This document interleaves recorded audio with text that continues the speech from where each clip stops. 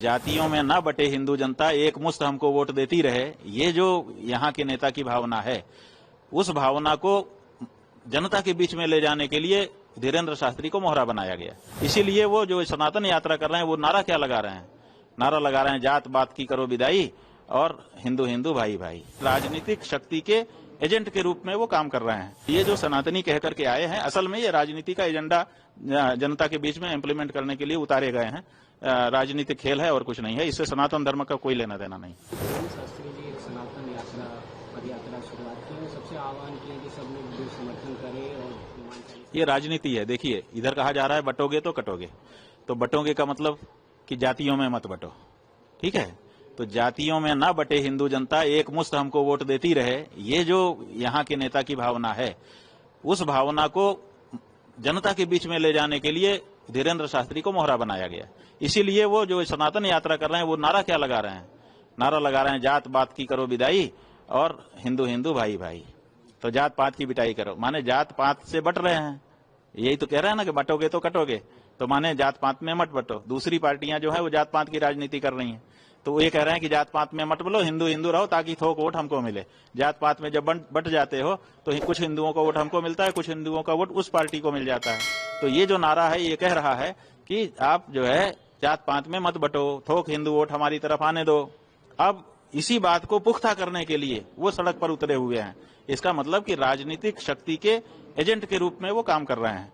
और वो कह रहे हैं कि जात पात की करो विदाई और हिंदू हिंदू भाई भाई। अब हिंदू में तो जात ही होती है, हिंदू की पहचान क्या है?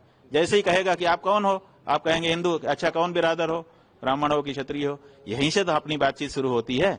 जब आप कहेंगे हिंदू है, आप कहेंगे कि कौन से हिंदू, माने ब्राह्मण हो कि क्षत्रिय हो, तो आप कहोगे नहीं हम तो हिंदू हैं। आपके ऊपर कोई भरोसा करेगा? बताओ। आप अगर अपनी बहन का विवाह करने गए हो, जिसके घर में गए हो उसके यहाँ जाके पूछोगे क्यों भाई, आप तो हिंदू तो बट नेचुरल हुआ ही है। आप उससे पूछेंगे कौन बिरादर हो, वो कहेगा कि हम तो हिंदू हैं। आप विवाह कर पाओगे? नहीं कर पाओगे। क्यों? क्योंकि वो हमारी परंपरा है, हमारे यहाँ वर्णाश्रम का विचार है।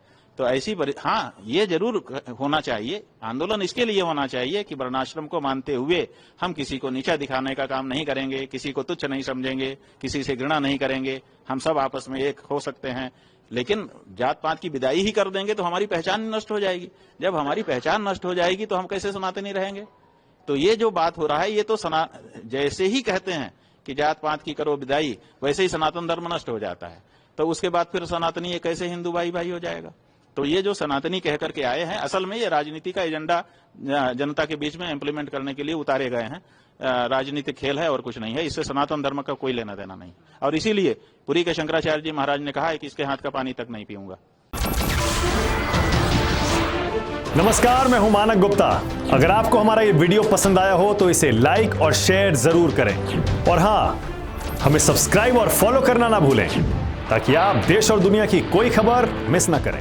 तो जुड़े रहिए हमारे साथ और देखते रहिए न्यूज़ 24।